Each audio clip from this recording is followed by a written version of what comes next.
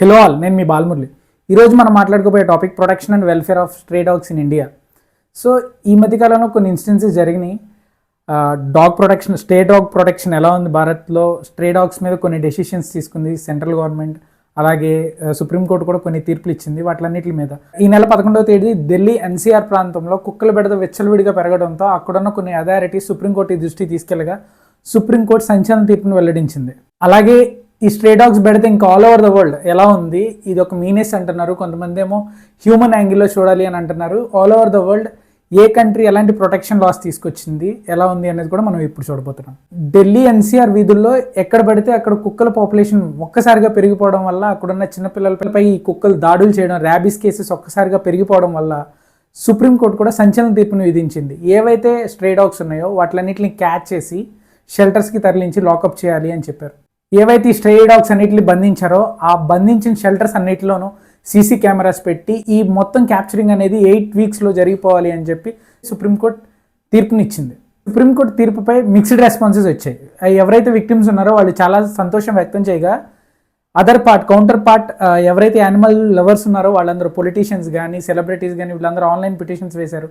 అలాగే animal activist కానీ, animal welfare activist కానీ వీళ్ళందరూ వాళ్ళ యొక్క అసంతృప్తిని బహిరంగంగా వ్యక్తపరిచారు. ఈ విషయం మీద మీ అందరికీ సరైన అవగాహన ఉండొచ్చు, కానీ నాదైన విశ్లేషణ అనేది నేను ఒకటి అందించాలి అని ముందు నుండి అనుకున్నాను. యానిమల్ లవర్స్ ఎవరైతే ఉన్నారో వాళ్ళు వీధుల్లోకి వచ్చి క్యాండిల్ ర్యాలీస్ చేశారు, నిరసనలు తెలిపారు.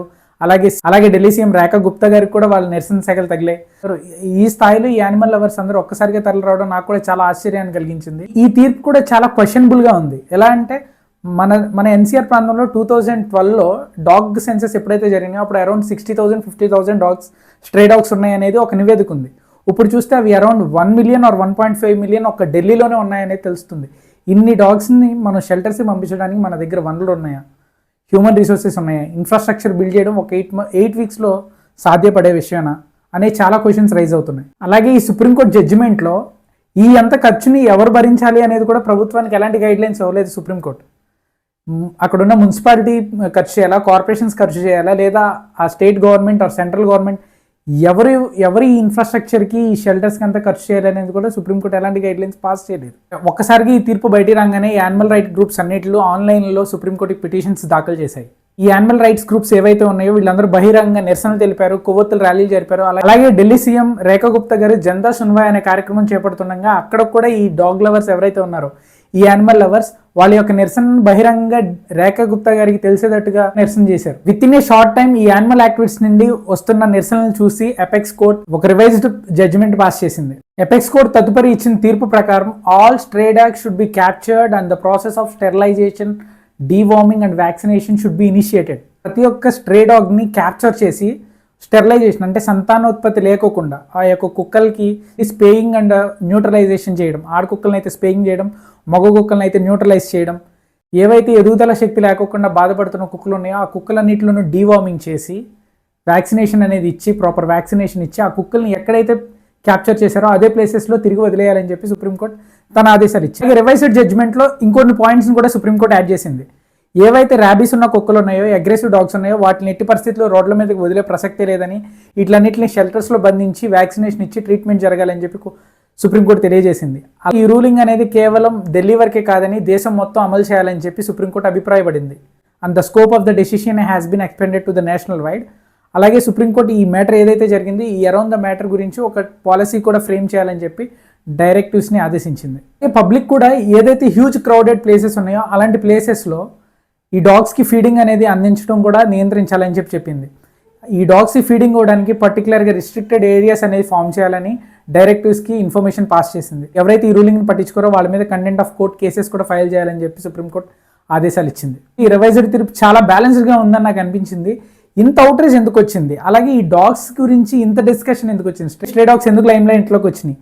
కేవలం గత సంవత్సరంలోనే 3,50,000 డాగ్ బైట్ కేసెస్ నమోదయ్యాయి భారతదేశంలో. కేవలం ఢిల్లీలోనే 35,000 డాగ్ బైట్ కేసెస్ వచ్చినాయి. ఇప్పటి వరకు 5,500 మంది ర్యాబీస్తో భారతదేశంలో చచ్చిపోయారు. ప్రపంచం మొత్తంలో చూసుకుంటే ర్యాబీస్తో చనిపోయిన వాళ్ళలో 3rd హైయెస్ట్ లిస్ట్లో మనం ఉన్నాం. హ్యూమన్ పాపులేషన్కి తగ్గట్టుగానే డాగ్ పాపులేషన్ కూడా బీభత్సంగా పెరిగిపోతుంది భారతదేశంలో. 2012 సెన్సెస్ ప్రకారం ఢిల్లీలో 60,000 ఉన్న డాగ్ పాపులేషన్ ఈరోజు 10 లక్షలు అయింది.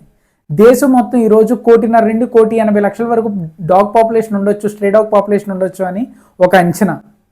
నిజంగా ఈ అంచనా నిజమైతే చాలా పెద్ద ప్రమాదం. 180 లక్షల డాగ్ పాపులేషన్ ఈ రోజు ఉందంటే భారత్ ఎంత ఎంత వనరులు ఖర్చు పెట్టాలి ఆ డాగ్స్ కోసం, ఎంత ఇన్ఫ్రాస్ట్రక్చర్ క్రియేట్ చేయాలి? ఇదంతా ఆర్థిక భారం కాదా?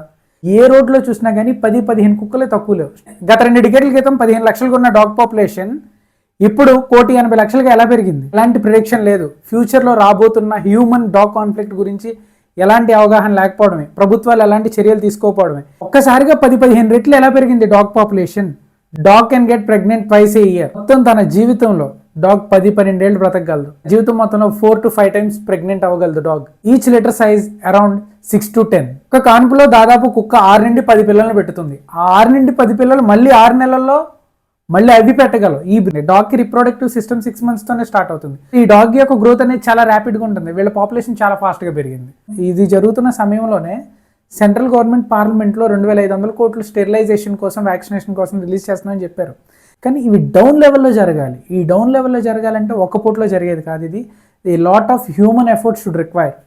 అలాగే సుప్రీంకోర్టు తన తీర్పులో ఎవరైతే యానిమల్ లవర్స్ అత్యుత్సాహంగా ప్రదర్శించి ఆన్లైన్ పిటిషన్స్ వేశారో తప్పకుండా 25,000 సెక్యూరిటీ డిపాజిట్స్, అలాగే యాక్టివిస్ట్ గ్రూప్స్ ఎవరైతే ఉంటారో వాళ్ళందరూ 1.5 lakh సెక్యూరిటీ డిపాజిట్ అనేది కోర్టుకి డిపాజిట్ చేయాలని with in the time of 15 daysలో వాళ్ళు సెక్యూరిటీ డిపాజిట్ చేయాలని చెప్పి, ఈ సెక్యూరిటీ డిపాజిట్స్ ఏవైతే ఉన్నాయో వాటిలన్నింటినీ డాగ్ వెల్ఫేర్కి యూజ్ చేస్తామని చెప్పి సుప్రీంకోర్టు ఒక చమత్కారంగా ఒక పాయింట్ని యాడ్ చేసింది. నేను నార్మల్ పబ్లిక్ కూడా చెప్పేది ఏంటంటే, దేశంలో 1.8 crore డాగ్ పాపులేషన్ ఉంది. ఈ డాగ్ పాపులేషన్ ఒక్కసారిగా తగ్గిద్దా అంటే తగ్గదు. It requires lot of human effort. Public involvement చాలా వరకు కావాలి. ఏవైతే గవర్నమెంట్ డిఫైన్ చేసిందో ఆ రిస్ట్రిక్టెడ్ ఏరియాస్లోనే ఫుడ్ అనేది ఫీడ్ చేయాలి. అలాగే అత్యుత్సాహం ప్రదర్శించకూడదు. ఈ డాగ్స్ అనేవి ఎవరైతే మన కంట్రీకి కానీ మన స్టేట్కి కానీ ఎవరైనా విజిటర్స్ వచ్చి వాళ్ళ మీద కనుక దాడులు చేస్తే అంతకు మించిన ఎంబారస్మెంట్ ఇంకోటి లేదు మనకి. ఏదైతే ఈరోజు ఢిల్లీలో వరల్డ్ పారా అథ్లెటిక్ ఛాంపియన్షిప్ జరుగుతుందో అక్కడ ఓవర్సీస్ నుండి వచ్చిన వాళ్ళు ఎవరైతే 2 కోచెస్ ఉన్నారో వాళ్ళ మీద డాగ్ అటాక్ చేసింది 2 కేసెస్ నమోదైన ఈ రోజు. సో నేను చెప్పేది ఇదే, చుట్టుపక్కల స్టేడియం చుట్టుపక్కల తిరిగే వాళ్ళు ఉన్నారో వాళ్ళకి డాగ్స్ అక్కడే ఫీడ్ చేస్తూ ఉండేవాళ్ళు. ఆడింగ్ వల్ల కుక్కలు అక్కడక్కడే తిరిగి ఈరోజు స్టేడియం లోపల కూడా డాగ్స్ ఎంటర్ అయిపోయి ఫారినర్స్ని అటాక్ చేసే పొజిషన్కి వచ్చింది. మరీ అత్యుత్సాహం ప్రదర్శించకూడదు, మరీ ఓవర్ క్యారెసింగ్ అనేది ఇవ్వకూడదు. There is some limitation to everything. నువ్వు చూపించే ప్రేమ కానీ నువ్వు చూపించే ద్వేషం కానీ ప్రతిదానికి ఒక కొలబద్ద అనేది ఉండాలి. ఎప్పుడైతే మొదటి తీర్పులో పార్థివాలా గారు, మార్ధవన్ గారు ఆ తీర్పు ఇచ్చారో ఒక్కసారిగా సోషల్ అవుట్రేజ్ వచ్చేసింది. కోర్టులను కూడా మేము ధిక్కరిస్తాం అనే స్థాయికి ఈ యానిమల్ లవర్స్ అందరూ రోడ్ల మీద పడిపోయి క్యాండిల్ లైట్నింగ్ అనేది ఇదంతా చేస్తూ నిరసన తెలుపుతూ ఒక్కసారిగా కంటెంట్ ఆఫ్ కోర్ట్ అన్నట్టుగా వీళ్ళు దిగజారారు. మన దేశంలో మన జ్యుడిషియల్ సిస్టమ్ని ఒక సుప్రీం పవర్గా చూస్తాం మనం. నీ అభిప్రాయాన్ని నువ్వు చెప్పడంలో ఎలాంటి తప్పు లేదు, కానీ నీ అభిప్రాయం చెప్పే ప్రాసెస్లో నువ్వు సుప్రీం కోర్టుని కానీ సుప్రీం పవర్ని కానీ ద్వేషిస్తే definitely you will weaken the power of that system. ఈ ప్రాసెస్ మొత్తంలో నేను కూడా ఒక బ్యాలెన్స్డ్ ఒపీనియన్ తెలియజేయడానికి ట్రై చేస్తాను. బ్రిజేష్ సోలంకి అని ఒక కబడ్డీ ప్లేయర్, తనకి 22 years, చాలా భవిష్యత్తు ఉంది. ఒక రెస్క్యూ నుండి డాగ్ని కాపాడబోయి తనే ర్యాబీస్ తెచ్చుకున్నాడు. ఆ కుక్క తనని గరిచింది, చనిపోయేదాకా నరకం చూస్తే చనిపోయాడు. సో నేను యానిమల్ లవర్స్ కూడా చెప్పేది ఒకటే, it should be treated in A right way. మన సెంట్రల్ గవర్నమెంట్ కానీ స్టేట్ గవర్నమెంట్ కానీ చాలా బాధ్యత తీసుకోవాలి. CNVR అనేది చాలా popular, catching, neutralisation and vaccination and releasing. CNVR కూడా ప్రాపర్గా ఫాలో అవ్వాలి. ఒకసారిగా పార్లమెంట్లో 2,500 కోట్లు రిలీజ్ చేసేస్తున్నాం మేము ఈ స్టెరిలైజేషన్ అండ్ వ్యాక్సినేషన్ ప్రాసెస్ అని చెప్పేసి చేతులు దులుపుకుంటే అవ్వదు. లోకల్ బాడీస్ వరకు ఆ నిధులు రావాలి. అలాగే ఏవైతే ఈ వెటర్నరీ హాస్పిటల్స్ ఉన్నాయో, స్టేట్ స్పాన్సర్డ్ హాస్పిటల్స్ ఉన్నాయో, ఈ హాస్పిటల్స్ అన్నిటికీ 2 కోట్లు ఇస్తామని చెప్పింది సెంట్రల్ గవర్నమెంట్. సో ఈ ఫండ్స్ అనేది ఇన్ టైంలో రిలీజ్ అవ్వాలి. ఈ ప్రాసెస్ అనేది స్పీడప్ అవ్వాలి. ఈ ప్రాసెస్ అనేది ఈ టైంలో స్పీడప్ అవ్వలేదంటే it may take up to 1 or 2 decades. ఈ లోపల ఎంత హ్యూమన్ లాస్ ఉండొచ్చు మనం వెలకట్టలేం కదా. విజయనగరంలో ఒక ర్యాబీస్ కేసు వచ్చింది. తను ఆగస్టులో గాయపడ్డాడంట, వెంటనే తను వ్యాక్సినేషన్ తీసుకున్నాను, స్టిల్ తను చనిపోయాడు ఈరోజు. ఇది ఒక మన కంట్రీలోనే ఉన్న పార్టీం కాదు. భూటాన్ చాలా బాగా హ్యాండిల్ చేసింది. చిన్న కంట్రీ అన్నా కానీ అక్కడ విపరీతంగా పెరిగిపోయిన స్ట్రే డాగ్ పాపులేషన్ని చాలా బాగా తగ్గించింది. అలాగే నార్త్ ఆఫ్రికాలో ఉన్న మొరాకో అయితే చాలా పిచ్చి డెసిషన్ తీసుకుంది. మొత్తం అరౌండ్ 1.5 million స్ట్రే డాగ్స్ని కల్లింగ్ ఆదేశించింది. కల్లింగ్ అంటే మాస్ స్లాటరింగ్ అనమాట. కొన్ని కంట్రీస్ స్లో పాయిజనింగ్ అని, యుతనేషియా అని, అంటే నొప్పి తెలియకుండా చంపేయడం అని, మెర్సీ కిల్లింగ్ అని కానీ ఇలాంటివి చాలా చేస్తున్నాయి. కానీ భారతదేశం యొక్క సుప్రీం కోర్టు చాలా ఒక బ్యాలెన్స్డ్ డెసిషన్ తీసుకుంది. ఈ డెసిషన్ని ఖచ్చితంగా ప్రతి ఒక్కరు బ్యాక్ చేయాలి. At the same time this guide line should be followed by every Indian. అలాగే మనం మొరాకో గురించి మాట్లాడుకున్నాం. మొరాకో 2030లో స్పెయిన్, పోర్చుగల్తో కలిసి FIFA వరల్డ్ కప్ అనేది హోస్ట్ చేస్తుంది. ఆ కంట్రీలో ఫుట్బాల్ అనేది పిచ్చి, చాలా క్రేజీ ఒక గేమ్ అనమాట. FIFA వరల్డ్ కప్ని మొరాకో హోస్ట్ చేస్తుంది కాబట్టి అక్కడ రోడ్స్ అన్నిటిని క్లీనప్ చేసే ప్రాసెస్లో ఇప్పటి నుండే 1.5 స్ట్రే డాగ్స్ని కల్లింగ్ ఆదేశించింది. This should be done in a phases అని చెప్పింది. ఎవరైతే యానిమల్ యాక్టివిస్ట్ ఉన్నారో వీళ్ళందరూ లెటర్స్ రాశారు ఫీఫాకి, ఈ మెర్సీలెస్ యాక్ట్ని ఖచ్చితంగా ఖండించాలి అని చెప్తే గవర్నమెంట్ ఇప్పుడు దిగొచ్చింది. సో భారతదేశంలో అలాంటివి జరగలేదు కదా, చాలా బ్యాలెన్స్డ్ డెసిషన్ వచ్చింది కదా. చైనా హిస్టరీ కూడా చూడాలి.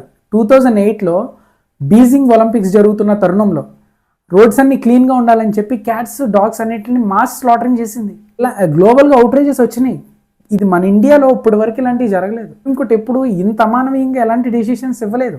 ఈరోజు జింబాబ్వేలో ఎలిఫెంట్ పాపులేషన్ విచ్చలవిడిగా పెరిగిపోవడంతో 2500 ఎలిఫెంట్స్ని మాస్ స్లాటరింగ్కి ఆదేశించారు. ఆ కల్లింగ్ అనేది జరిగిన తర్వాత వాటి యొక్క మాంసాన్ని కూడా అక్కడ నుండి హౌస్ హోల్డ్స్ డిస్ట్రిబ్యూట్ చేయాలని.